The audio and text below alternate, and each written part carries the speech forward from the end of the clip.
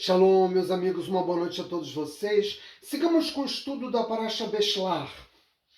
Após o êxodo do Egito, como nos conta a Torá, os egípcios nos perseguiram até o Yam Suf, até o Mar dos Juncos. O nosso povo esperava pelo milagre da abertura do Mar de Juncos, mas quando ele ergueu seus olhos e virou para trás, o que ele viu? Ele viu estarrecido milhares de carruagens. Era o melhor do exército egípcio. Eles estavam lá não era apenas para recuperar os seus escravos. Eles estavam lá para promover uma vingança contra o nosso povo. E o que a Torá registra como reação de Bnei Israel? Bom, nosso povo ficou, como não poderia ser diferente, bastante assustado. Tinha muito medo. E ele fez a única coisa que ele poderia fazer. Ele orou e clamou por salvação ao Eterno. Os fatos que têm lugar na praia nesse momento trazem uma quantidade de lições muito grande para nós. Eu não quero deixar passar o estudo dessa paraxá sem falar sobre isso. Eu sei que aí do outro lado da câmera você deve estar pensando, eu já sei, ele vai falar de Nachshon ben Aminadav, que entrou no mar de juncos e quando atingiu a água no nariz dele, o mar se abriu. Na verdade, Nachshon teve o mérito de abrir o mar. Sim, esse é um fato muito importante, também traz muitas lições, mas esse vídeo ele já está gravado no ano passado, vocês podem recorrer à nossa plataforma para entender exatamente como foi o processo da abertura do Mar de Juncos. Não aconteceu com Moshe levantando o cajado, como a cinematografia hollywoodiana ensina. O que eu quero falar é sobre a forma como os judeus se comportaram ali, naquele momento da nossa história. Porque muitas vezes, ao longo da milenária história do povo judeu, esses eventos vão se repetir. E nós precisamos aprender as lições desse momento. E o Midrash Melo Ritá registra que os Bnei Israel foram divididos nesse momento nas reações que eles tiveram em relação à ameaça egípcia de 4 formas. E curiosamente, Moshe Rabbeinu, como registra a Torá, foi capaz de oferecer uma mensagem diferente para cada um desses grupos. O primeiro grupo dizia algo como: está tudo perdido, vamos nos jogar no mar. E Moshe Rabbeinu disse a eles: está contida na Torá essa resposta, fique firme e veja a salvação de Hashem. O segundo grupo disse algo do tipo: Moshe, já não haviam sepulturas demais no Egito? Você nos trouxe até o Yam Suf para nós morrermos aqui? Eles queriam voltar para o Egito. E Moshe disse a eles, que também está registrado na Torá, como vocês viram o Egito hoje, nunca mais o verão. O terceiro grupo queria lutar. O nosso povo não tinha armas, nem tinha preparo militar, mas eram 600 mil homens, idade militar, e eles queriam preservar a liberdade recém-conquistada, mas Moshe disse a eles: Hashem deve lutar por você. E o último grupo, diante do desespero, da ameaça que os egípcios representavam, não conseguiu fazer outra coisa a não ser gritar, e Moshe disse de uma maneira muito peremptória para eles: permaneçam em silêncio. Nossos sábios nos ensinam que em cada geração, independentemente de qual seja o desafio que o nosso povo tenha de enfrentar, sempre existem vários grupos de pessoas, todas muito bem intencionadas, que sugerem diferentes abordagens para lidar com os nossos problemas. Quando o primeiro templo foi destruído por Nabucodonosor, o nosso povo se dividiu sobre o que fazer. Quando Tito cercou o segundo Beit HaMikdash, nós ficamos dentro da cidade velha durante um período muito longo, até que Tito conseguiu romper as muralhas e houve o maior genocídio da história do povo judeu. Nosso povo também se dividiu e acreditava que deveria seguir diferentes caminhos. Quando os nazistas ascenderam ao poder na Alemanha nos anos 30, os judeus se dividiram mais uma vez e eles possuíam muitas respostas para lidar com esses problemas. Mas em todos esses casos, assim como ocorreu no Yam Suf, essa discussão nunca é pautada pela perspectiva da Torá. E aí você vai dizer: mas Átila, o povo judeu ainda não havia recebido a Torá. Como é que eles podiam ser orientados nas suas escolhas, nas suas decisões, pela sabedoria da Torá? Vamos deixar uma coisa clara, eu já falei isso inúmeras vezes. A Torá foi entregue individualmente desde o primeiro homem, Adão Rishon. Geração após geração, a Torá era conhecida. Foi conhecida por Matseler, foi conhecida por Noah, foi conhecida por Shem, os filhos todos de Noa, Ham, etc., foi conhecida por Abraão Avino, por Yaakov Avino, por Isaac Avino e Yaakov Avino. Nosso povo conhecia a Torá. Nós conhecemos os mandamentos da Torá. O que acontece no Monte Sinai é uma entrega coletiva. É quando a Torá é entregue a um povo, e desse povo é exigido o cumprimento em totum dos 613 mandamentos. Portanto, o nosso povo já conhecia a Torá, os mandamentos da Torá, e já estava senhorado da sabedoria da Torá que nos foi transmitida pelos nossos patriarcas. E com base nessa ideia fundamental é que nós podemos perguntar como alguém pode dizer para a nossa liderança, Moshe Rabbeinu, olha, no Egito já não havia sepultura suficiente para que você não trouxesse aqui, para nós morrermos aqui. Alguém que diz algo desse tipo não tem fé na eternidade do povo judeu. Não compreendeu ainda qual é a conexão toda especial de natureza espiritual que nos une ao Criador. Depois de todos os milagres que nós vimos no Egito, chega a ser uma aberração temer pelas nossas vidas. Hashem nos trouxe até o mar de juncos, né, como se fosse, né, filhote de águia, protegido, né, literalmente pelas asas da águia. E agora o nosso povo temia. Ou aqueles que dizem algo do tipo, voltemos ao Egito, não conseguiram compreender uma lição simples, uma visão daqueles que pensam erroneamente que se o nosso povo se assimilar nas sociedades vizinhas, que o antissemitismo vai desaparecer. Esse foi o erro dos judeus alemães. E esse é o erro de todos aqueles judeus que vivem ou não na diáspora e que acreditam que na medida em que eles incorporam nas suas práticas culturais, né, uma influência que não descenda da Torá, que nós seremos melhor aceitos nesse mundo pós-moderno. Isso é uma ilusão. Povo judeu não pode ter jamais como resposta para a sua sobrevivência a ideia de assimilação. Meus amigos, isso é a Torá.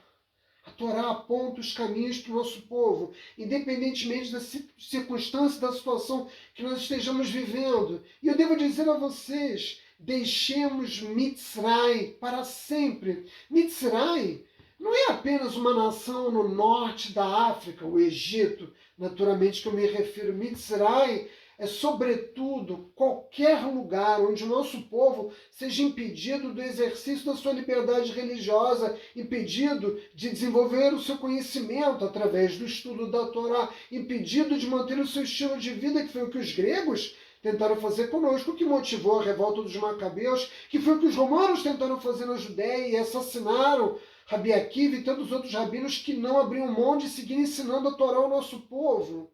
Nós jamais podemos abrir mão do nosso estilo de vida, nós jamais podemos abrir mão do estudo da Torá, até porque o mundo se sustenta pelo estudo da Torá. É isso que nós estamos fazendo aqui agora, eu e vocês aí do outro lado da câmara, sustentar o mundo, enviar aos céus bênçãos que sustentam a existência e que fazem estabelecer um equilíbrio mínimo entre as transgressões cometidas pelo mundo e as bênçãos decorrentes de todas as mitzvot, cumpridas por judeus e não judeus. Essa escravidão, ela pode ser por um meio físico, como aconteceu no Egito, e também com os judeus presos nos campos de concentração, mas nos dias de hoje ela é sobretudo a partir de um estilo de vida. É o que ocorre nos dias em que nós vivemos, né? O conforto material, quando chega ao povo judeu, quase sempre é o fator desencadeador da assimilação.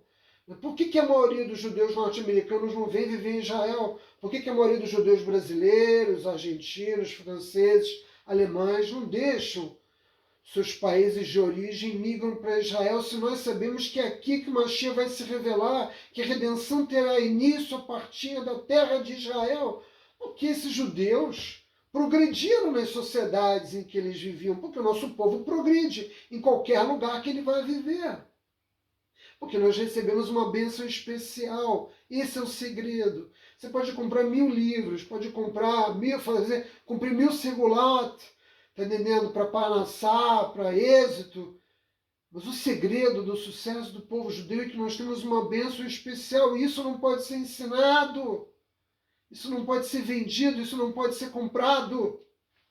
De modo que o nosso povo progride. E quando ele progride, né, no seu conforto material, ele se assimila. E quando ele se assimila, vem os decretos contra o nosso povo. E é o que tem acontecido ao longo dessa história milenar, desde a destruição do segundo Beit HaMikdash. Nós podemos experimentar essas duas formas de escravidão, que pode ser física, mas que é, sobretudo, uma prisão motivada pela necessidade contínua de nós atendermos às nossas necessidades físicas, nossas necessidades materiais. Já tive a oportunidade inúmeras vezes de dizer para vocês da guerra que nós travamos conosco mesmo. A nossa alma quer prazeres que o nosso corpo não pode dar a ela, a não ser por meio do cumprimento das mitzvot. E foi o que aconteceu com 4/5 do povo judeu no Egito, como eu expliquei há 2 shiurim atrás.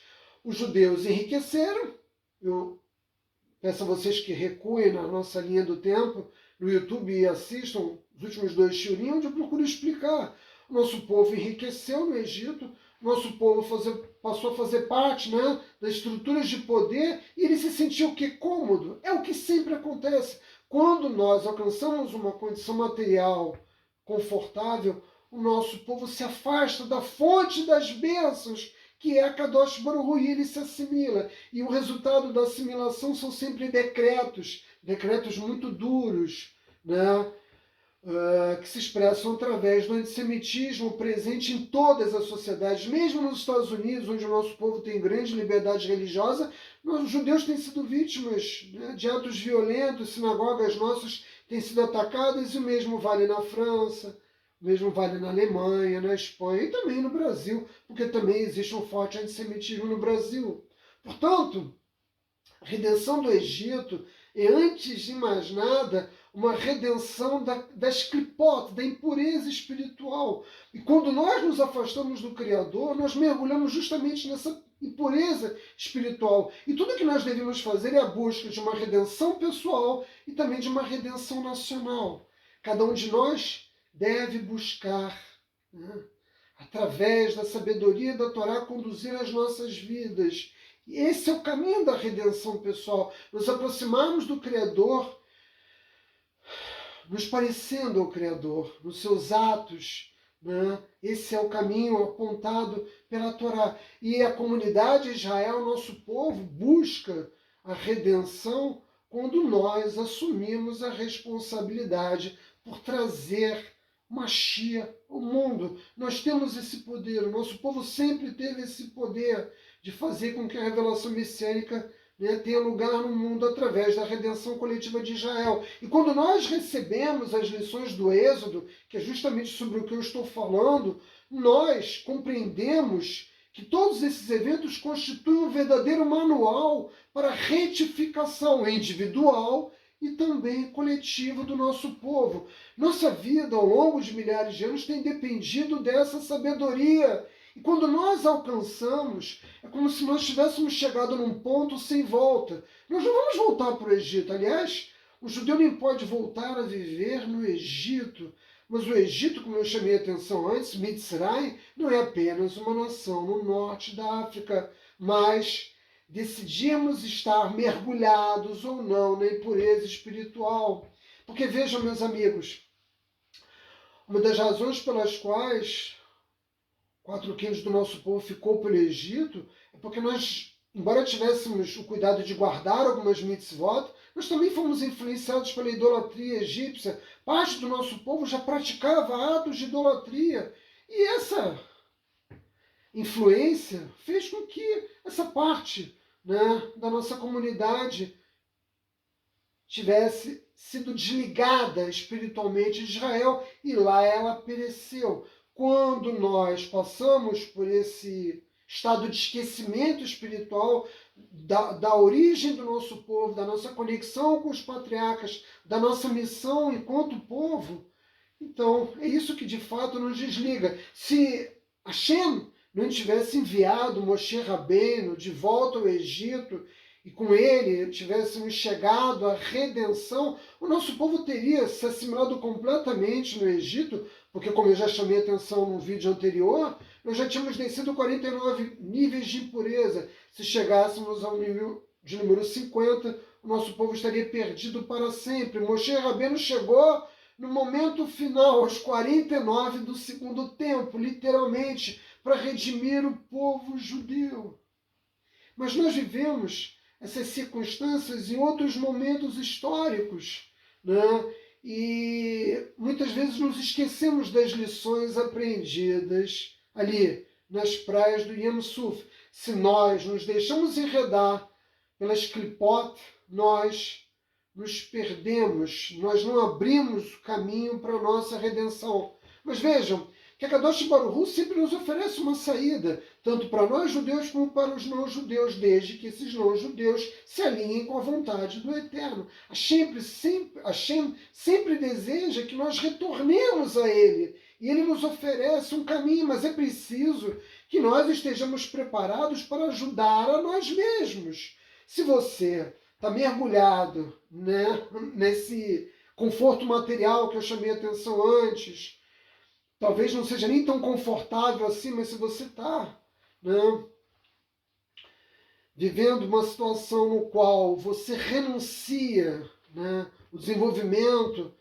de qualquer espiritualidade, o que você fez foi, na prática, ceder, né, a esclipota, a impureza espiritual. Nós jamais podemos ou devemos desistir espiritualmente de nós mesmos, mas as pessoas preferem viver uma fantasia. Por isso que o mundo está atravessando a crise do Covid. As pessoas acham que podem encontrar a salvação, a redenção, comprando ela.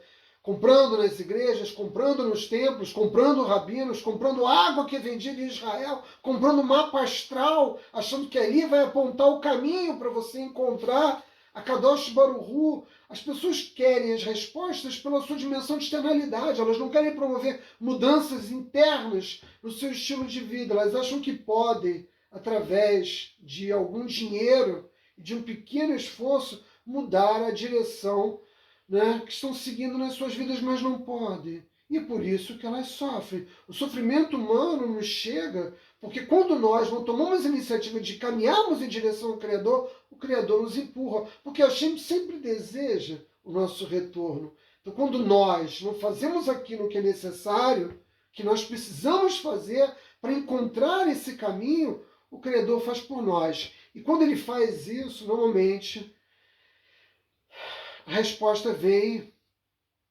com muita dor, né? A dor geralmente é o veículo que o Criador escolhe para nos chamar a atenção de como as nossas vidas estão, né, tão distantes dos mandamentos divinos, tão distantes da lei do Eterno, tão distantes do Criador. Foi o que aconteceu ao nosso povo.